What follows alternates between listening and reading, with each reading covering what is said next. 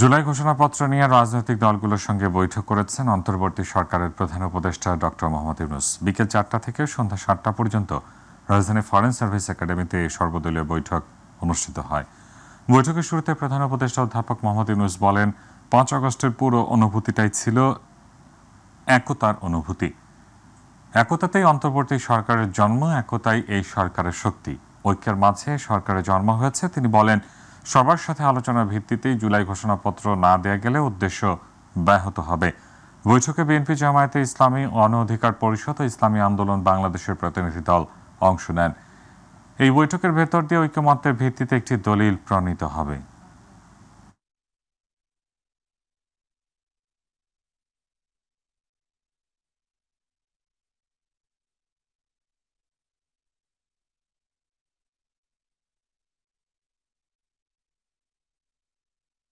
আমি যতদিন আছি এই একতা নিয়েই থাকবো, কাজে সেই পথেই আমাদেরকে চলতে হবে।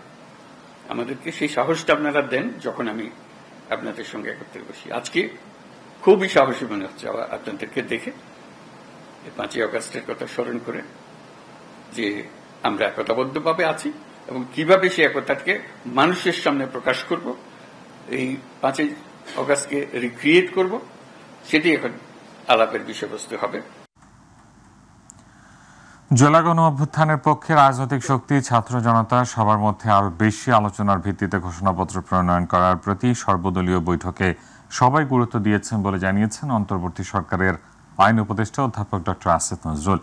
গণ অভ্যুত্থানের ঘোষণাপত্র নিয়ে প্রধান উপদেষ্টা ডক্টর মোহাম্মদ ইউনূসের ডাকা সর্বদলীয় বৈঠক শেষে সাংবাদিকদের তিনি এসব কথা বলেন। আসিফ নজরুল বলেন, সভায় বিএনপি, জামায়াত, হেফাজতে ইসলাম, বাম মঞ্চ, বৈষম্যবিরোধী ছাত্র আন্দোলন, জাতীয় নাগরিক কমিটি সহ জুলাই গণ অভ্যুত্থানের সব রাজনৈতিক শক্তি অংশগ্রহণ করেছে।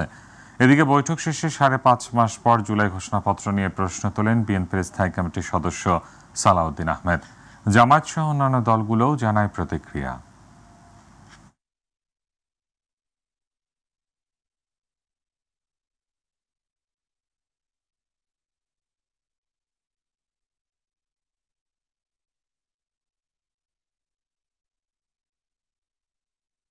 জুলাই বিপ্লবের আহত এবং ক্ষতিগ্রস্তরা রাষ্ট্রীয় পর্যায় থেকে সহায়তা পাচ্ছে, সরকার তাদেরকে গুরুত্ব দিচ্ছে, এটা অত্যন্ত ভালো পদক্ষেপ। একই সাথে 2018 সালে কোটা সংস্কার আন্দোলন থেকে শুরু করে গত 1.5 দশকের ফ্যাসিবাদ বিরোধী লড়াইয়ে যারা ক্ষতিগ্রস্ত হয়েছে তাদেরকেও মূল্যায়ন করা, সহযোগিতা করা রাষ্ট্রের পক্ষ থেকে দরকার।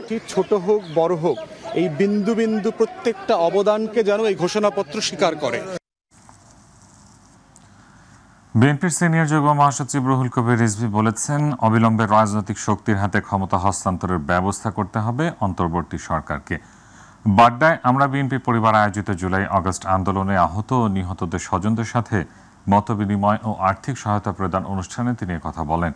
শেখ হাসিনা অল্প দামে ভারতের কাছে বিক্রি হয়ে গেছেন উল্লেখ করে তিনি বলেন, ভারত থেকে বারবার অপতথ্য দেওয়া হচ্ছে, ব্যর্থ হয়ে তারা কাঁটাতারের বেড়া দিচ্ছে। অবাধ সুষ্ঠু নির্বাচন দিলে শেখ হাসিনা কোনোদিন জিতবে না। তাই সে সবসময় দিল্লির একটা শেল্টার চেয়েছে। নিজের মুখে বলেছে, ভারতকে আমি যা দিয়েছি ওরা মনে রাখবে। তো আপনি কি দিয়েছেন?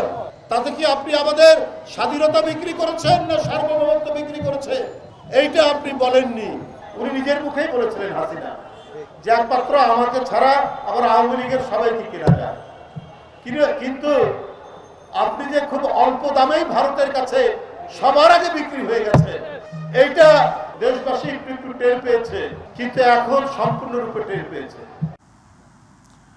জামায়াত ইসলামের আমির শফিকুর রহমান বলেছেন, দেশের শান্তি প্রতিষ্ঠিত করতে হলে ইসলামের ছায়াতলে আসতে হবে। সকালে মাগুরা নোমানী ময়দান মাঠ প্রাঙ্গণে আয়োজিত কর্মী সম্মেলনে তিনি একথা বলেন। জামায়াত ক্ষমতায় গেলে চাঁদাবাজ ও দুর্নীতিমুক্ত দেশ গড়া হবে উল্লেখ করে তিনি বলেন, সমৃদ্ধ বাংলাদেশ গড়তে নেতাকর্মীদের সর্বোচ্চ ত্যাগ স্বীকার করতে হবে। তিনি আরো বলেন, বিগত সরকারের আমলে যে পরিমাণ টাকা পাচার হয়েছে তার প্রত্যেকটির হিসেব জনগণ বুঝে নেবে। এসব টাকা ফেরত এনে জনগণের কল্যাণে ব্যয় করা হবে। আল্লাহ তাআলাকে কথা দিচ্ছি, শহীদদের বেঁচে থাকা আপনজনকে কথা দিচ্ছি, আহত বঙ্গু ভাই বোনদেরকে কথা দিচ্ছি, তোমাদের স্বপ্নের সেই সাম্যের বাংলাদেশ গড়ার জন্য আমরা অঙ্গীকারবদ্ধ। এতে যদি আরো বছর লাগে অপেক্ষা করতে রাজি আছে, কিন্তু লড়াই ছেড়ে দেব না। এই লড়াই আমাদের অব্যাহত থাকবে। এই লড়াই ইনশাআল্লাহ এবার জনগণকে আমরা পাশে পাবো। দীর্ঘ 17 বছর পর কারামুক্ত হলেন সাবেক স্বরাষ্ট্র প্রতিমন্ত্রী লুৎফুজ্জামান বাবর। দুপুরে তিনি কেরানীগঞ্জ কেন্দ্রীয় কারাগার থেকে ছাড়া পেয়ে বের হন। বাবরের মুক্তির খবরে বৃহস্পতিবার সকাল থেকে বিএনপির নেতাকর্মী ও তার নেত্রকোনা এলাকা থেকে দলে দলে লোকজন কেন্দ্রীয় কারাগারের সামনে ভিড় করেন। পরে বাবর বিএনপির প্রতিষ্ঠাতা সাবেক রাষ্ট্রপতি জিয়াউর রহমানের কবরে শ্রদ্ধা জানান।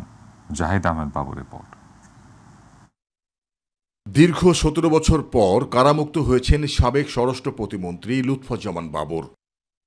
বৃহস্পতিবার দুপুর 1:45টায় কেরানীগঞ্জে ঢাকা কেন্দ্রীয় কারাগার থেকে বের হন তিনি। এ সময় কারাগারের বাইরে অপেক্ষমান নেতাকর্মীরা তাকে বরণ করে নেন। লুৎফুজ্জামান বাবরের সঙ্গে তৎকালীন বিভিন্ন গোয়েন্দা সংস্থার উচ্চপদস্থ আরও 5 জন মুক্তি পেয়েছেন। 1.5 যুগেরও বেশি সময় পর মুক্তি পেয়ে কারাগার থেকে সোজা বিএনপির প্রতিষ্ঠাতা সাবেক রাষ্ট্রপতি জিয়াউর রহমানের কবর জিয়ারত করেন লুৎফুজ্জামান বাবর।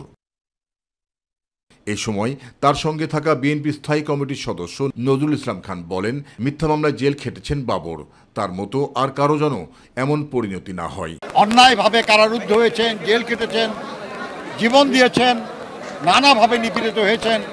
তাদের সকলের এই ত্যাগের বিনিময়ে আমরা মহান স্বাধীনতার যে আকাঙ্ক্ষা, সেই গণতন্ত্র, সেই মানবিক মর্যাদা, সেই সাম্য, সেই সবার জন্য উন্নয়ন, এটা আমরা অর্জন করতে সক্ষম হব। এর আগে মঙ্গলবার আলোচিত 10 ট্রাক অস্ত্র মামলায় যাবজ্জীবন কারাদণ্ডের দায় থেকে খালাস পান লুৎফুজ্জামান বাবর। বিচারপতি মোস্তফা জামান ইসলাম ও বিচারপতি নাসরিন আক্তারের সমন্বয়ে গঠিত হাইকোর্ট বেঞ্চ এই রায় ঘোষণা করেন। 2007 সালের 28 মে আটক হন লুৎফুজ্জামান বাবর। এরপর বিভিন্ন মামলায় তার দণ্ড হয়। তবে গত বছরের 5 আগস্ট ছাত্র জনতার অভ্যুত্থানে আওয়ামী লীগ সরকার পতন হওয়ার পর এসব মামলার আপিল শুনানি শেষে একে একে খালাস পান তিনি। জাহিদ আহমেদ বাবু, মাই টিভি, ঢাকা। চট্টগ্রামে জুলাই গণঅভ্যুত্থানে শিক্ষার্থীদের উপর পুলিশের গুলি করার সাক্ষ্য পেয়েছে আন্তর্জাতিক অপরাধ ট্রাইব্যুনাল। আজ প্রথম দিন হতাহত ও প্রত্যক্ষদর্শীর সাক্ষ্য গ্রহণ শেষে চট্টগ্রাম মেট্রোপলিটন পুলিশ কমিশনার কার্যালয়ের মিডিয়া সেন্টারে এক সংবাদ সম্মেলনে এ তথ্য জানান তদন্তকারী দল। প্রথম দিনের মতো চট্টগ্রামের 30 জনের সাক্ষ্য, তথ্য, প্রমাণ সংগ্রহ করেছেন তারা, যা আগামীকালও চলবে। প্রসিকিউশন টিমের সদস্যরা বলেন, গণঅভ্যুত্থানের সময় নগরের বিভিন্ন স্থানে পুলিশ, আওয়ামী লীগ ও অঙ্গ সংগঠনের নেতারা একযোগে হামলা করেছেন। এ সময় মানবতা বিরোধী কী ধরনের অপরাধ এখানে সংগঠিত হয়েছে সেসবের তথ্য সংগ্রহ করবেন 4 সদস্যের দল।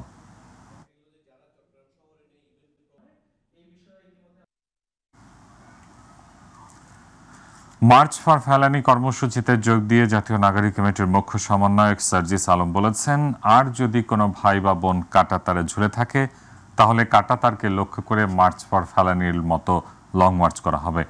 বাংলাদেশে যত নাগরিককে সীমান্তে লাশ করা হয়েছে তার বিচার আন্তর্জাতিক আদালতে করারও দাবি জানান তিনি। লং মার্চের শুরুতে ফেলানি হত্যা সহ সীমান্তে সকল নাগরিক হত্যার বিচার, সীমান্তে মরণঘাতী অস্ত্র বন্ধ, শহীদ ফেলানির নামে কুড়িগ্রাম কৃষি বিশ্ববিদ্যালয়ের একটি আবাসিক হলের নামকরণ, নতজানু পররাষ্ট্রনীতি বাতিল করে সাম্যের ভিত্তিতে পররাষ্ট্রনীতি গ্রহণ এবং কুড়িগ্রামের চরের মানুষের জীবনমান উন্নয়নের বিভিন্ন পদক্ষেপ সহ 5 দফা দাবি জানান সার্জিস আলম।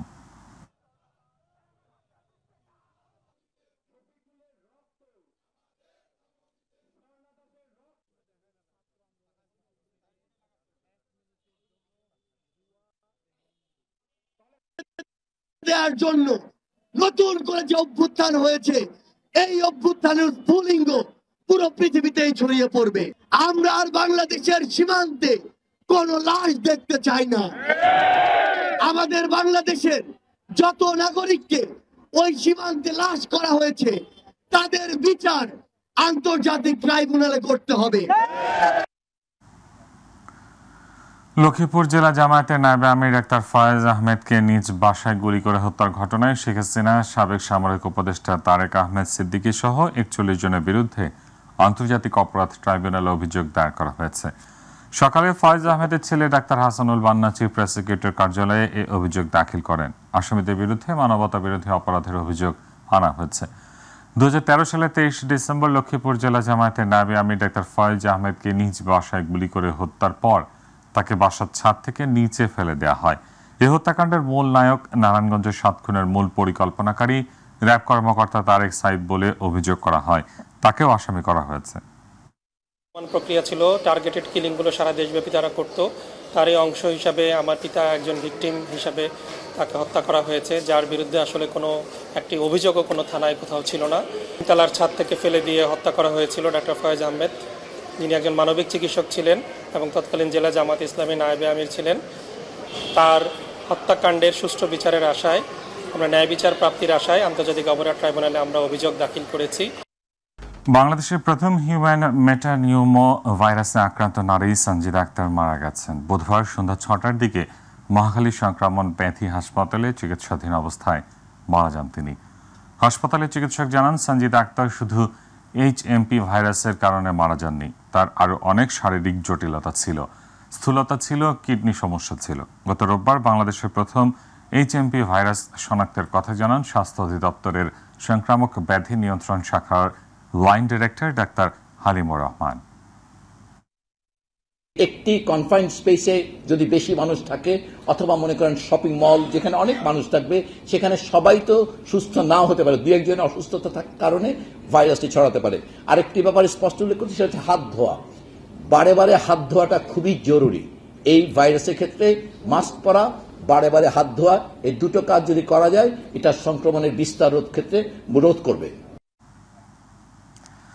রাজস্ব আয় বাড়াতে হোটেল রেস্তোরাঁর ভ্যাট 5% থেকে বাড়িয়ে 15% করার সিদ্ধান্ত থেকে সরে এসেছে সরকার। এর আগে ভ্যাট বৃদ্ধির প্রতিবাদে মানববন্ধন করে কঠোর আন্দোলনের হুঁশিয়ারি দেন বাংলাদেশ হোটেল রেস্তোরাঁ মালিক শ্রমিকরা। মানববন্ধন চলাকালীন ভ্যাট প্রত্যাহারের ঘোষণা আসায় মানববন্ধন প্রত্যাহার করে নেয় অবস্থানরতরা বলে জানান NBR এর সচিব ব্যারিস্টার বদরুজ্জামান মুন্সি। বিস্তারিত আবু সাইদ উপর রিপোর্টে। 9 জানুয়ারি অধ্যাদেশ জারির মাধ্যমে হোটেল ও রেস্তোরাঁ খাতের ভ্যাট 15% বৃদ্ধির সিদ্ধান্ত হয়। 16 জানুয়ারি NBR থেকে বিষয়টি অধ্যাদেশ আকারে প্রকাশ করা হলে শুরু হয় তুমুল আলোচনা ও সমালোচনা। আর এর প্রেক্ষিতে সকালে জাতীয় রাজস্ব আয় ভবনের সামনে মানববন্ধন করে বাংলাদেশ হোটেল রেস্তোরাঁ মালিক ও শ্রমিকরা। এ সময় রাস্তার দুপাশে তীব্র যানজটের সৃষ্টি হয়। 3% হলে ছাত্র জনতা থেকে শুরু করে সর্বসাধারণ এই ভ্যাটটা তারা দিতেও সহজ হয়, আমরা তাদের কাছ থেকে আদায় করতেও সহজ হয়। আগে যেরকম ছিল, যাতে মালিকও সুন্দরভাবে ব্যবসা করতে পারে এবং আমরা শ্রমিকরাও সুন্দরভাবে চলতে পারি। বাজারে যেরকম ঊর্ধ্বগতি, সেই অনুযায়ী এই মুহূর্তে আমাদের এত ভ্যাট দিয়ে আমাদের রেস্তোরাঁ চালানো আসলে খুব দুষ্কার্য হয়ে গেছে। মানববন্ধনে অবিলম্বে ভ্যাট 5 থেকে 3% নামিয়ে আনা না হলে কঠোর কর্মসূচির হুঁশিয়ারি দেন সংগঠনটির মহাসচিব ইমরান হোসেন। আমাদের উপরে 12টা অথরিটি দিনের পর দিন জুলুম করে আসছে বিভিন্ন উপায়ে। আমরা চাই সমন্বিতভাবে রেস্তোরাঁ মালিক সমিতিকে সাথে নিয়ে বিজিএমইর আদলের মতো, বিজিএমই যেভাবে কাজ করে সেভাবে সরকারের সাথে আমরা কাজ করতে চাই। পরিস্থিতি নিয়ন্ত্রণে NBR এর চেয়ারম্যান প্রধান উপদেষ্টার সাথে আলোচনার পর আবারও 15% থেকে কমিয়ে 5% নামিয়ে আনার ঘোষণা দেয় NBR। আর এদিকে NBR এর সচিব ব্যারিস্টার বদরুজ্জামান মুন্সি জানান, জনগণের কথা চিন্তা করেই এমন সিদ্ধান্ত। যেহেতু সরকার কর্তৃক গত 9 তারিখে একটি অর্ডিন্যান্সের মাধ্যমে রেস্তোরাঁ সেবার ক্ষেত্রে 5%-এর পরিবর্তে 15% করা হয় এবং রেস্তোরাঁ মালিক সমিতি থেকে একটি চিঠি দিয়ে জানানো হয় তাদের কি সমস্যা হবে এটার কারণে। সেই সমস্যাগুলি সরকার গুরুত্ব সহকারে দেখেছে এবং পুনর্বিবেচনা করার সিদ্ধান্ত বেশি। তবে আলোচনা সমালোচনা যাই হোক না কেন, অবিলম্বে এ সিদ্ধান্ত দ্রুত কার্যকর হবে এমনটাই প্রত্যাশা বাংলাদেশ হোটেল রেস্তোরাঁ মালিক ও শ্রমিকদের। অবশ্যই অপু, মাই টিভি, ঢাকা। সপ্তাহের শেষ কর্মদিবসে জমজমাট হয়ে উঠেছে ঢাকা আন্তর্জাতিক বাণিজ্য মেলা। অর্ধেকের বেশি অতিক্রম করায় প্রায় প্রতিদিনই বাড়ছে মেলায় আগত দর্শনার্থীদের সংখ্যা। আগামীকাল শুক্রবার ছুটির দিনে আরও বিক্রি বাড়বে বলে মনে করছেন ব্যবসায়ীরা। পূর্বাঞ্চলের বাংলাদেশ চায়না ফ্রেন্ডশিপ এক্সিবিশন সেন্টারে বাণিজ্য মেলা শুরুর প্রথম দিকে জনসমাগম কিছুটা কম ছিল, তবে তা কাটিয়ে উঠেছে মেলা। বিভিন্ন স্টল ঘুরে দেখার পাশাপাশি কেনাকাটা করছেন আগত দর্শনার্থীরা। বেশি ভিড় লক্ষ্য করা গেছে গৃহস্থালী জিনিসপত্র, শীতের পোশাক, কাপড় ও খাবারের দোকানগুলোতে। তবে তুলনামূলক কম ভিড় রয়েছে ইলেকট্রনিক্স ও আসবাবপত্রের স্টল প্যাভিলিয়নে। ক্রেতারা বলছেন মেলা প্রাঙ্গণ দূরে হওয়ায় ছুটির দিন বাদে অন্য দিনগুলোতে আসা কষ্টকর, তবে মেলা প্রাঙ্গণ বেশ গোছানো।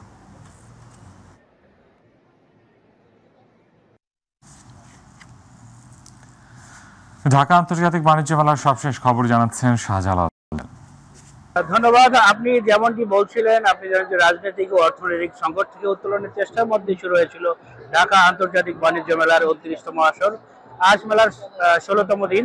আপনারা দেখতে পাচ্ছেন অন্যান্য দিনের তুলনায় কিন্তু যত মেলার দিন শেষ হয়ে আসছে ততই কিন্তু দর্শনার্থীর সংখ্যা বেড়ে চলেছে। গত শুক্রবারে কিন্তু দর্শনার্থীর উপচে পড়া ভিড়ের কারণে কিন্তু অনেক দর্শনার্থী কিন্তু মেলায় প্রবেশ করতে পারেনি বলে আমাদেরকে অভিযোগ করেছিল।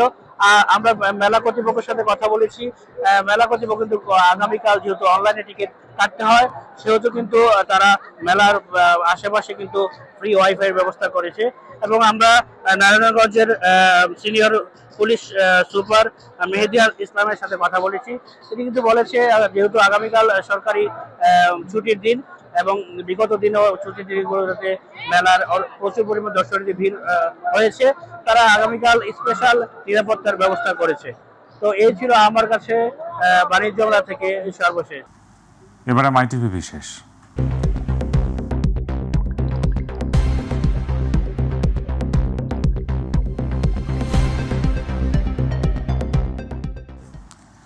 শীতের অনুভূতি কারো ক্ষেত্রে খুশির হলেও রাজধানীতে নেমে আসা শীত যেন ছিন্নমূল মানুষদের কাছে মরার উপর খাড়ার ঘা।